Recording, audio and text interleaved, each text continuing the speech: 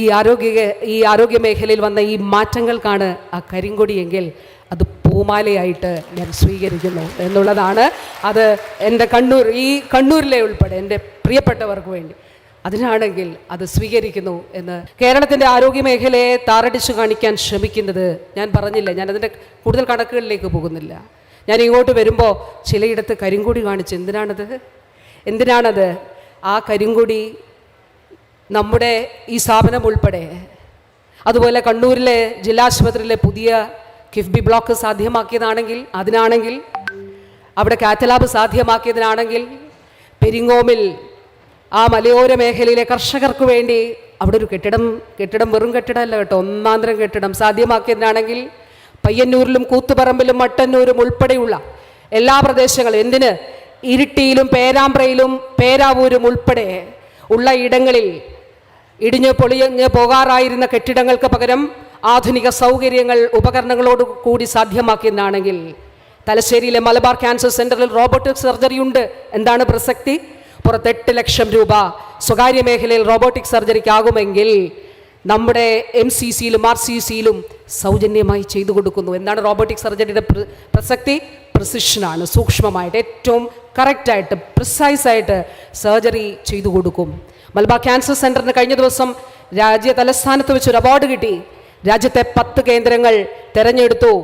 നിർമ്മിത ബുദ്ധി ഉപയോഗിക്കുന്ന രാജ്യത്തെ ആരോഗ്യ മേഖലയിലെ 10 സ്ഥാപനങ്ങളിൽ ഒന്ന് നമ്മുടെ കേരളത്തിൻ്റെ ഇങ്ങ് കണ്ണൂരിലെ തലശ്ശേരിയിലെ മലബാർ ക്യാൻസർ സെൻ്ററാണ്. അവിടെ പുതിയ ബ്ലോക്ക് എത്രയോ 250 പുതിയ ബെഡുകൾ ആഡ് ചെയ്തതിനാണെങ്കിൽ ഈ ആരോഗ്യ മേഖലയിൽ വന്ന ഈ മാറ്റങ്ങൾക്കാണ് ആ കരിങ്കൊടിയെങ്കിൽ അത് പൂമാലയായിട്ട് ഞാൻ സ്വീകരിക്കുന്നു എന്നുള്ളതാണ്. അത് എൻ്റെ കണ്ണൂരിലെ ഉൾപ്പെടെ എൻ്റെ പ്രിയപ്പെട്ടവർക്ക് വേണ്ടി അതിനാണെങ്കിൽ അത് സ്വീകരിക്കുന്നു എന്ന്. കേരളത്തെ സംബന്ധിച്ചിടത്തോളം ഇതൊരു അഭിമാന സ്ഥാപനമാണ്. ഈ സ്ഥാപനത്തിൻ്റെ ഉദ്ദേശ ലക്ഷ്യങ്ങൾ എന്താണ് എന്നുള്ളത് ബഹുമാനപ്പെട്ട മുഖ്യമന്ത്രി ഇവിടെ പറഞ്ഞു കഴിഞ്ഞു. പരമ്പരാഗത ജ്ഞാനത്തെയും ആധുനിക ശാസ്ത്രത്തെയും ബ്രിഡ്ജ് ചെയ്യുന്ന ലോകത്തിലെ തന്നെ അപൂർവമായ ഒരു സ്ഥാപനമാണ് ഇത്. ഇനി വരാൻ പോകുന്ന ദിനങ്ങൾ, വരാൻ പോകുന്ന വർഷങ്ങൾ ലോകം ഇവിടേക്ക് എത്തിപ്പെടാൻ പോകുന്ന വർഷങ്ങളായിരിക്കും. വലിയ മാറ്റങ്ങൾ, വിസ്മയകരമായിട്ടുള്ള മാറ്റങ്ങൾ ഈ കാലഘട്ടത്തിൽ ഈ മേഖലയിൽ ഉണ്ടാകും. ഈ സ്ഥാപനത്തിൽ അതിനനുസരിച്ചിട്ടുള്ള മാറ്റങ്ങൾ, ഈ നാട്ടിലും കേരളത്തിലും അതിനനുസരിച്ചിട്ടുള്ള മാറ്റങ്ങൾ ഉണ്ടാകും. ഏതാനും ആഴ്ചകൾക്ക്, ഏതാനും 1-2 മാസങ്ങൾക്ക് മുൻപ് ഇതുമായി ബന്ധപ്പെട്ട് ഒട്ടേറെ വർക്ക്ഷോപ്പുകൾ, സെമിനാറുകളൊക്കെ നമ്മൾ സംഘടിപ്പിച്ചിരുന്നു. ഏറ്റവും ഒടുവിൽ സംഘടിപ്പിച്ച വർക്ക്ഷോപ്പ് തിരുവനന്തപുരത്താണ്. അത് ഇന്ത്യയിലെ പ്രധാനപ്പെട്ട സ്ഥാപനങ്ങളെയെല്ലാം നമ്മൾ ക്ഷണിച്ചുകൊണ്ട് താല്പര്യമുള്ളവർ, നമ്മൾ അത് പബ്ലിഷ് ചെയ്തിട്ട് നമ്മുടെ രാജ്യാന്തര ആയുർവേദ ഗവേഷണ കേന്ദ്രവുമായി സഹകരിക്കാൻ താല്പര്യമുള്ള ആളുകളെ ഒന്നിച്ചു കൊണ്ടുവന്നു. ആ വർക്ക്ഷോപ്പിൻ്റെ അവസാനം 40 സ്ഥാപനങ്ങൾ നമ്മളുമായി അവരുടെ താല്പര്യപത്രം തന്നുകൊണ്ട് ആയുർവേദ ഗവേഷണ കേന്ദ്രവും IRIയുമായി സഹകരണത്തിന് സന്നദ്ധത അറിയിച്ചിട്ടുണ്ട്. അതിൽ CSIR ഉണ്ട്, ICMR ഉണ്ട്, ഐഷർ ഉണ്ട്.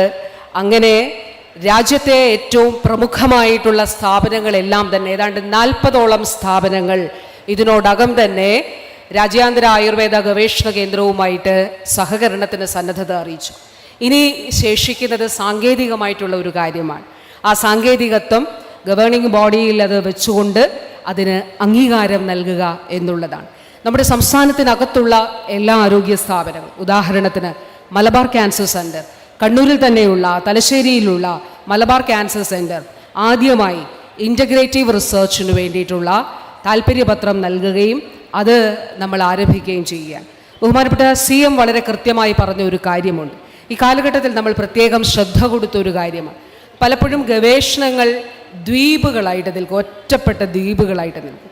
വളരെ ടൈറ്റൻഡ് ആയിട്ടുള്ള കമ്പാർട്ട്മെൻറ്റ്സ് ആണ്. അതൊന്ന് ബ്രേക്ക് ചെയ്യാൻ നമുക്ക് വളരെ വിഷമമാണ്. കാരണം ഒരുപാട് നൂലാമാലകൾ. ഇപ്പോൾ എനിക്ക് നമ്മുടെ വളരെ കേരളത്തിൽ തന്നെ അറിയപ്പെടുന്ന സർക്കാർ മേഖലയിലുള്ള ഒരു ഡോക്ടർ, അദ്ദേഹം അലോപ്പതിയിലെ ഡോക്ടറാണ്. അദ്ദേഹത്തിൻ്റെ സൂപ്പർ സ്പെഷ്യാലിറ്റിയിൽ വളരെ മിടുക്കനായിട്ടുള്ള ഡോക്ടറാണ്. അദ്ദേഹം ആയുർവേദ റിസർച്ച് ചെയ്യുന്നുണ്ട്. പക്ഷേ ആ കമ്പാർട്ട്മെൻറ്റ്സ്, അത് അദ്ദേഹം വന്ന് പറഞ്ഞു എനിക്ക് ഈ തരത്തിൽ ഇതിന് അനുവാദം നൽകണം. ഒരു ഇൻഡിവിജ്വൽ ഇൻട്രസ്റ്റ് എടുത്തു അങ്ങനെ വരുന്നവർക്ക് മാത്രമേ ആ വെല്ലുവിളികളെ അല്ലെങ്കിൽ ആ ചാലഞ്ചസ് അതിജീവിച്ച് മുന്നോട്ട് പോകാൻ കഴിയുകയുള്ളൂ. അപ്പോൾ നമ്മൾ കാണേണ്ടത് ശാസ്ത്രം, ജ്ഞാനം, അറിവുകൾ അത് പരസ്പരം കൈമാറുകയും ലോകത്തിന് പുതിയ കാലത്തിന് ഏത് രീതിയിൽ പ്രയോജനപ്പെടുത്താൻ കഴിയുമെന്നുള്ളതിന് വേണ്ടിയിട്ടുള്ള പരിശ്രമങ്ങളാണ് നടത്തേണ്ടത്. നമ്മളിവിടെ നടത്തുന്നത് തെളിവാധിഷ്ഠിത ചികിത്സയ്ക്ക് വേണ്ടിയിട്ടുള്ള പരീക്ഷണങ്ങളാണ്. ഇവിടെ വിശദീകരിച്ചു കഴിഞ്ഞു. നമുക്ക് ഗവേഷണ കേന്ദ്രമുണ്ട്, 100 ബെഡുള്ള ആശുപത്രിയുണ്ട്, താളിയോല കേന്ദ്രമാണ്. താളിയോല കേന്ദ്രത്തിൽ അമൂല്യമായ ട്രഷറാണ് താളിയോലകൾ.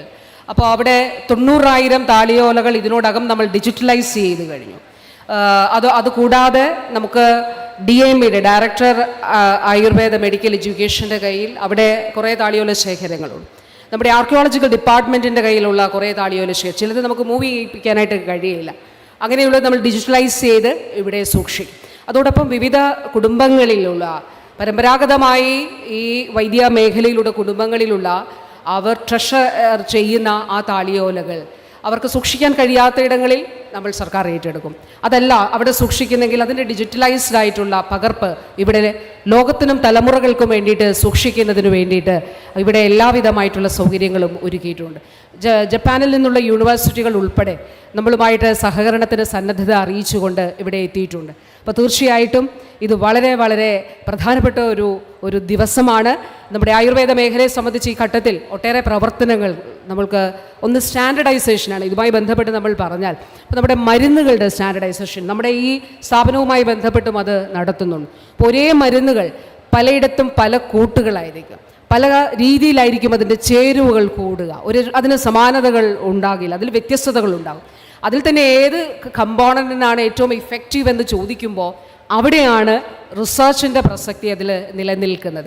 അപ്പോൾ അതിൽ ആ നിലയിലുള്ളൊരു സ്റ്റാൻഡർഡൈസേഷൻ, തെളിവാധിഷ്ഠിതമായി ഒരു സ്റ്റാൻഡർഡൈസേഷൻ കൊണ്ടുവരാൻ വേണ്ടിയിട്ടാണ് നമ്മൾ ശ്രമിക്കുന്നത്. അതിനെനിക്ക് തോന്നുന്നു ഒരു 2-3 വർഷം മുൻപ് തന്നെ തിരുവനന്തപുരത്ത് അതിൻ്റെ ഒരു വളരെ വിപുലമായിട്ടുള്ള ഒരു വർക്ക്ഷോപ്പ് കോൺഫറൻസ് നമ്മൾ നടത്തിയിരുന്നു. ആയുർവേദ മേഖലയെ സംബന്ധിച്ചോ DMEയും ആയുഷിനെ സംബന്ധിച്ചിടത്തോളം നമ്മൾ ആശുപത്രികൾ സ്റ്റാൻഡർഡൈസ് ചെയ്യുന്നതിന് വേണ്ടിയിട്ടുള്ള പ്രവർത്തനങ്ങൾ നടത്തുകയുണ്ടായി. ഏറ്റവും കൂടുതൽ ഇപ്പം നമ്മുടെ ഈ സ്ഥാപനത്തിൽ തന്നെ 60-ലധികം തസ്തികകൾ നമുക്ക് സൃഷ്ടിക്കാനായിട്ട് കഴിഞ്ഞു. അതോടൊപ്പം ആയുഷിൽ ഹോമിയോയിലാകട്ടെ അതോടൊപ്പം തന്നെ ആയുർവേദത്തിലാകട്ടെ ഏറ്റവും കൂടുതൽ തസ്തികകൾ 115 തസ്തികകൾ ആയുഷിൽ, 45 തസ്തികകൾ ഹോമിയോയിൽ അങ്ങനെ സൃഷ്ടിച്ചുകൊണ്ട് മുന്നോട്ട് പോകുന്നതിന് നമുക്ക് കഴിഞ്ഞിട്ടുണ്ട്. ഹോസ്പിറ്റൽസിൻ്റെ സ്റ്റാൻഡർഡൈസേഷൻ, ഗുണനിലവാരം, സേവനങ്ങൾ മെച്ചപ്പെടുന്നതിന് നമുക്ക് കഴിഞ്ഞു. എല്ലാ തദ്ദേശ സ്ഥാപനങ്ങളിലും ആയുഷ് ഡിസ്പെൻസറികൾ സ്ഥാപിക്കുന്നതിന് നമുക്ക് കഴിഞ്ഞു. ബഹുമാനപ്പെട്ട CMൻ്റെ നിർദ്ദേശത്തിൻ്റെ അടിസ്ഥാനത്തിൽ ട്രഡീഷണൽ മെഡിസിൻ്റെ ഒരു ഇൻസ്റ്റിറ്റ്യൂട്ട് സ്ഥാപിക്കുന്നതിന് വേണ്ടിയിട്ട് നമ്മൾ തീരുമാനിച്ചു. അത് കാപ്പുകാടാണ്. അത് ഗോത്രവർഗ മേഖലയുമായിട്ട് ബന്ധപ്പെട്ടിട്ടുള്ള ഒരു പ്രദേശത്താണ് ഉള്ളത്, തിരുവനന്തപുരത്ത്. കാപ്പുകാട് അതിൻ്റെ സാങ്കേതിക അനുമതി നൽകി അതിൻ്റെ ടെൻഡർ നടപടികൾ ആയിട്ടുണ്ട്. അപ്പോൾ കേരളത്തിലെ എനിക്ക് തോന്നുന്നു ഒരു പക്ഷേ രാജ്യത്തെ ആദ്യത്തേതായിരിക്കും ഒരു ട്രഡീഷണൽ മെഡിസിൻ്റെ ഹബ്ബ് നമ്മൾ കാപ്പുകാട് തുടങ്ങുന്നതിന് വേണ്ടി തീരുമാനിക്കുകയും അതിനെ നടപടികൾ ആരംഭിക്കുകയും ചെയ്തിട്ടുണ്ട്.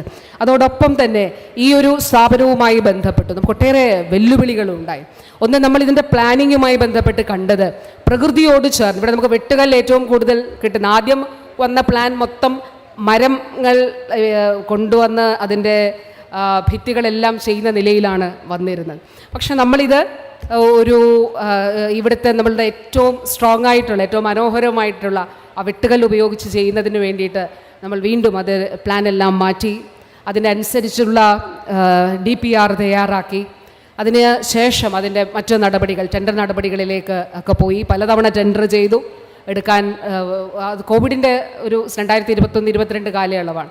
അപ്പോൾ എടുക്കുന്നതിന് ആളുകൾ ആദ്യഘട്ടത്തിൽ 1-2 വന്നത്, ഹൈ ആയിട്ട് കോട്ട് ചെയ്തു. അങ്ങനെ അതെല്ലാം കഴിഞ്ഞ് ഞാൻ ഓർക്കുന്നു, ഈ 2021-22 കാലയളവിൽ, അത് 22-ലാണോ 21 അവസാനമാണോ, നമ്മളിതിൻ്റെ നിർമ്മാണം തുടങ്ങുന്നതിന് മുൻപ് ബഹുമാനപ്പെട്ട ശൈല ടീച്ചറും ഇവിടെ ഉണ്ടായിരുന്നു. ഞാൻ ഇവിടെ വന്നു. നമ്മൾ ഈ പ്രദേശമെല്ലാം അന്നു മുതൽ പലതവണ അനേകം തവണ ഇവിടെ വരികയും ഇവിടെ മീറ്റിംഗ് ചേരും. ഇവിടെ നമുക്കൊരു ടെൻ്റ് അടിച്ചൊരു ഇതുണ്ടായിരുന്നു. അവിടെ അതിനകത്ത് മീറ്റിങ്ങുകൾ ചേർന്നു, തിരുവനന്തപുരത്ത് മീറ്റിങ്ങുകൾ ചേർന്നു.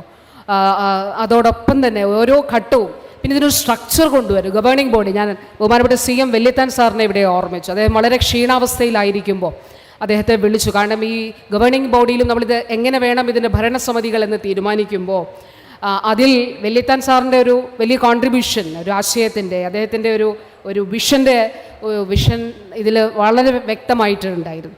അപ്പോൾ അദ്ദേഹത്തെ വിളിക്കണമെന്ന് ബഹുമാനപ്പെട്ട CM പറഞ്ഞു. ഞാൻ അദ്ദേഹത്തെ വിളിച്ചു.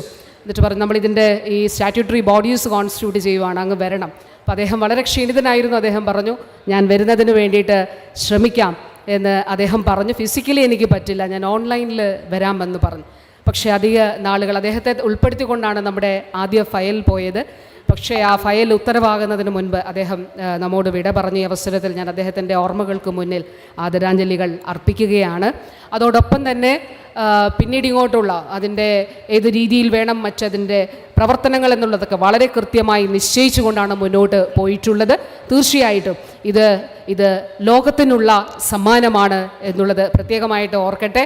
അതോടൊപ്പം ഞാൻ നേരത്തെ തന്നെ നമ്മളിവിടെ ഓഫീസ് പ്രവർത്തനം ആരംഭിച്ചിരുന്നു. ഈ സ്ഥാപനം തുടങ്ങുമ്പോൾ കെട്ടിടം അല്ല, ആ കെട്ടിടത്തിനപ്പുറം ഇവിടുത്തെ ഫങ്ഷനാലിറ്റി ഈസ് ക്വയറ്റ് ഇമ്പോർട്ടൻ്റ്. അതാണ് ഏറ്റവും പ്രധാനപ്പെട്ട ഒരു കാര്യം. എങ്ങനെ പ്രവർത്തിക്കുന്നത്, അതാണ് ബഹുമാനപ്പെട്ട മുഖ്യമന്ത്രി ഊന്നി പറഞ്ഞൊരു കാര്യം. എങ്ങനെയാണ് അത് പ്രവർത്തിക്കുന്നു എന്നുള്ളത് വളരെ പ്രധാനപ്പെട്ട കാര്യമാണ്. അപ്പോൾ അതിൻ്റെ ഒരു സ്ട്രക്ചർ തീർച്ചയായിട്ടും നമ്മൾ ഉണ്ടാക്കുകയും ഒരു 3-4 വർഷമായിട്ട് നമ്മൾ 4 വർഷം സ്പെഷ്യൽ ഓഫീസറിനെ നിയോഗിച്ചുകൊണ്ട് അതിൻ്റെ പ്രവർത്തനങ്ങൾ നടത്തുകയും ചെയ്യുന്നുണ്ട്. ഇതാണ് കേരളത്തിൻ്റെ ആരോഗ്യ മേഖല. നമ്മുടെ 10 വർഷക്കാലമായി ആർദ്രം മിഷൻ വിഭാവനം ചെയ്തുകൊണ്ട് കേരളത്തിൻ്റെ ആരോഗ്യ മേഖലയിൽ നടക്കുന്ന പ്രവർത്തനങ്ങളുടെ ഉദാഹരണമാണ് ഇത്. ഏതാനും ദിവസങ്ങൾക്ക് മുൻപ് ബഹുമാനപ്പെട്ട മുഖ്യമന്ത്രി ഇൻസ്റ്റിറ്റ്യൂട്ട് ഓഫ് ഓർഗൻ ട്രാൻസ്പ്ലാന്റേഷൻ, രാജ്യത്തെ ആദ്യത്തേതും ലോകത്ത് 3ാമത്തേതുമായിട്ടുള്ള ഇൻസ്റ്റിറ്റ്യൂട്ട് കോഴിക്കോട് അതിൻ്റെ പ്രവർത്തനം ആരംഭിച്ചു. ഇന്നലെയുടെ തലേന്ന് RCCയിൽ 14 നിലകളുള്ള പുതിയ കെട്ടിടം ബഹുമാനപ്പെട്ട മുഖ്യമന്ത്രി ഉദ്ഘാടനം ചെയ്തു. നേരത്തെ 500 ആയിരുന്നു IP സ്ട്രെങ്തെങ്കിൽ ഇന്ന് RCCയിൽ 1000 അതിന് തൊട്ടു മുൻപ് കൊച്ചിൻ ക്യാൻസർ സെൻ്ററിൽ ബഹുനിലകളുള്ള കെട്ടിടം ബഹുമാനപ്പെട്ട മുഖ്യമന്ത്രി ഉദ്ഘാടനം ചെയ്തു. ഇന്നലെ ഞാൻ വരുന്നത് രാത്രി എൻ്റെ മണ്ഡലത്തിൽ കോഴഞ്ചേരി എന്നുള്ള സ്ഥലത്ത് 30 കോടി രൂപയുടെ ഒരു ജില്ലാശുപത്രി ഉദ്ഘാടനം. ഓരോ ദിവസവും ഇനി ഞാൻ പോകുന്നത് പെരിങ്ങോത്തിലേക്കാണ്.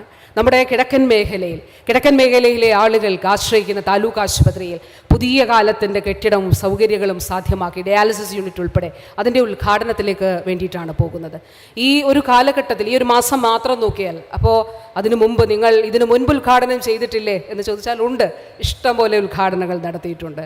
ഞാൻ പറഞ്ഞത് ഈ ഒരു മാസത്തെ മാത്രം നമ്മൾ നോക്കിയാൽ 2780 കോടി രൂപയുടെ പൂർത്തീകരിച്ച പദ്ധതികളുടെ ഉദ്ഘാടനം നമ്മുടെ ആരോഗ്യ മേഖലയിൽ ഈ ഒരു മാസം നടന്നു കഴിഞ്ഞു.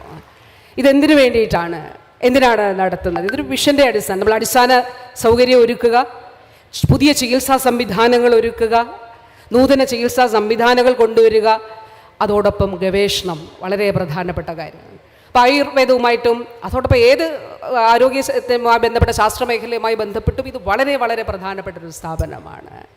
അടിസ്ഥാന സൗകര്യ വികസന മേഖലയിൽ 10,000 കോടി രൂപയുടെ വികസനം ആർക്കു വേണ്ടി? ഈ നാട്ടിലെ സാധാരണക്കാരായ രോഗത്തിൻ്റെ മുന്നിൽ നിസ്സഹായരായി പോയേക്കാവുന്ന ഒരുപാട് ലക്ഷക്കണക്കിന് മനുഷ്യർക്ക് വേണ്ടിയിട്ടാണ്. ആർക്കു വേണ്ടിയിട്ട് റോബോട്ടിക് സർജറിയും, ആർക്കു വേണ്ടിയിട്ട് നൂതന ചികിത്സാ സംവിധാനങ്ങളും. ഇപ്പോൾ എല്ലാ ജില്ലാ ആശുപത്രികളിലും കാത്ത് ലാബുണ്ട്. 10 വർഷം മുൻപ് 12 ആശുപത്രികളിൽ ഡയാലിസിസ് ഉണ്ടായിരുന്നെങ്കിൽ ഇന്ന് 125 ആശുപത്രികളിൽ ഡയാലിസിസ് ഉണ്ട്. ആർക്കു വേണ്ടി ചെയ്യുന്നു? അത് നാട്ടിലെ സാധാരണക്കാരായ മനുഷ്യർക്ക് വേണ്ടിയിട്ടാണ്.